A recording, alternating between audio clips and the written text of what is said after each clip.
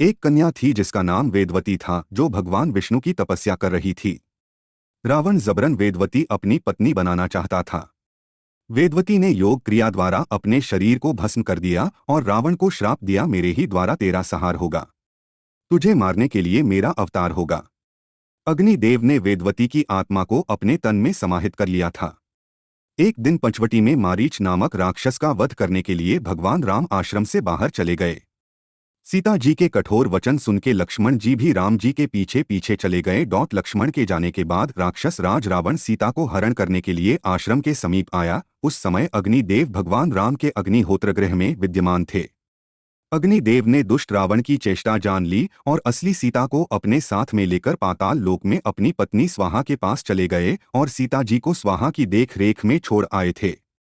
उसके बाद अग्निदेव ने वेदवती की आत्मा को अपने तन से अलग करके उससे सीता के समान रूप वाली बना दिया और पर्णशाला में सीता जी के स्थान पर उसे बिठा दिया। रावण उसी का अपहरण करके लंका में ले गया था। तदंतर रावण वध के बाद अग्नि परीक्षा के समय उसी वेदवती ने अग्नि में प्रवेश किया। उस समय अग्निदेव ने स्वाहा के समीप छोड़कर आए जनकनंदनी सीतारूपा लक्ष्मी को सुरक्षित लाकर पुनः श्री राम जी को सौंप दिया और वेदवती रूपी छाया सीता के अपने तन में समाहित कर लिया। और तब ही माता सीता ने भगवान राम से वेदवती के लिए कहा कि प्रभु, इस वेदवती ने बड़े दुख सहे हैं, ये आपको पति रूप में पाना चाहती है, इसलिए आप इसे अंगीकार कीजिए।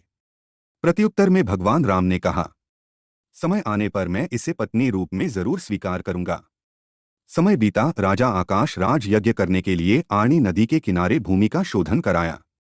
सोने के हल से पृथ्वी जोती जाने लगी। तब 20 की मुट्ठी बिखेरते समय राजा ने देखा, पृथ्वी से एक कन्या प्रकट हुई है जो कमल की शैया पर सोई हुई है और सोने की पुतली सी शोभा पा रही है। राजा ने उसे गोद में उठा लिया और यह मेरी पुत्री है ऐसा बार बार कहते हुए महल की ओर चल दिए।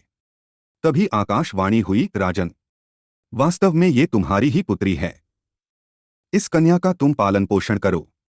यह कन्या वही वेदवती है जिसे रावण अपने साथ लंका ले गया था।